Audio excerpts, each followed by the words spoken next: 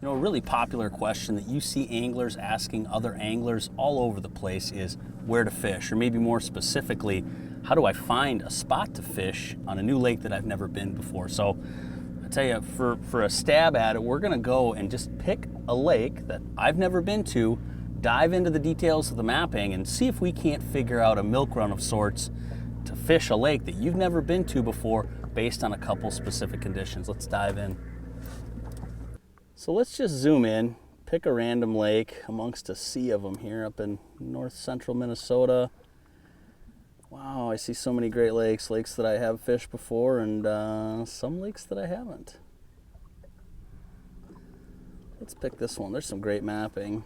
Let's say I'm chasing after walleyes. I don't even know if this body of water has walleyes in it, but I'll tell you, it looks as if it could. There's some great offshore structure. There's some reefs. I see a public access up on the north end of the lake. I see a ton of red, so there's obviously a lot of shallow water habitat as well. But for walleyes, so often what we're doing is going to be wind driven, and especially in the summertime, I'm thinking offshore, right? If it was earlier in the season, I'd be looking at great shoreline structure. I'd be looking at some of these main shoreline points, some of the big structure coming off of this area right here.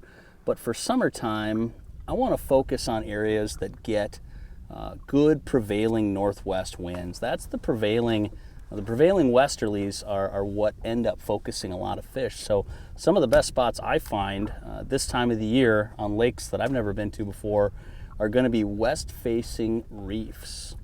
So there looks like there's a fair amount of fetch from the northwest to this part of the lake.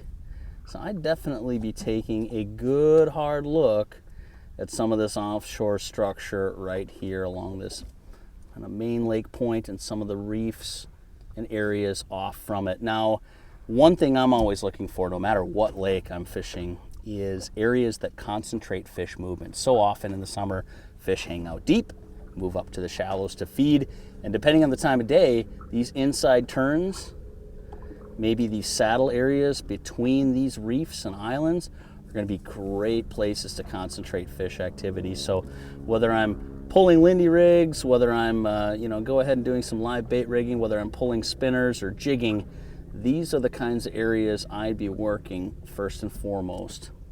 Now, if I had a good wind, I might be changing my strategy even more. That's when some of this main lake structure comes back into play. You see this red, this big offshore point.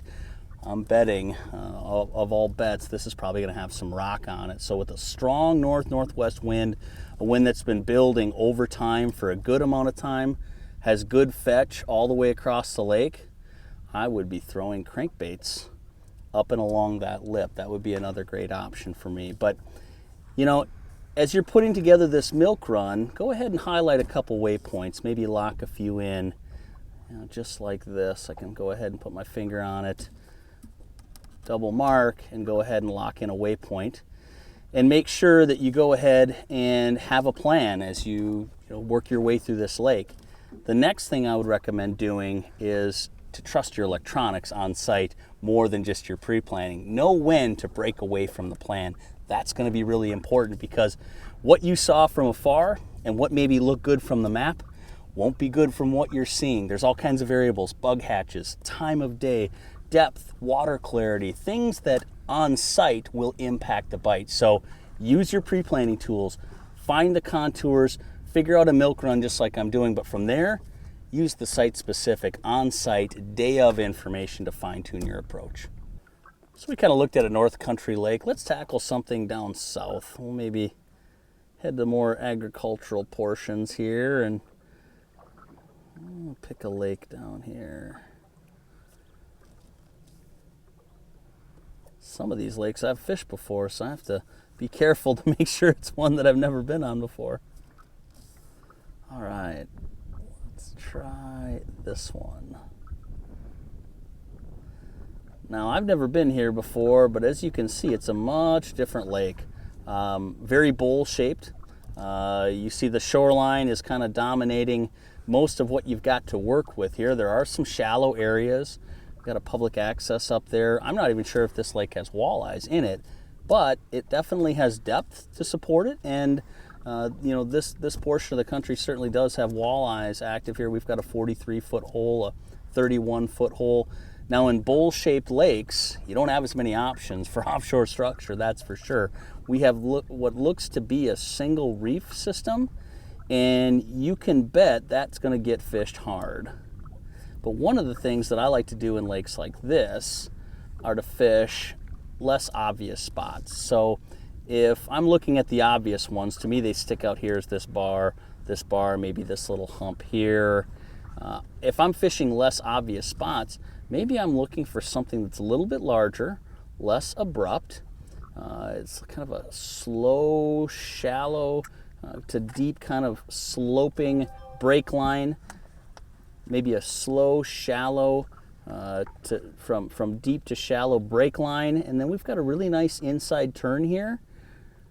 If you look here, there just might be some rocks here that are controlling this little jog in the contours.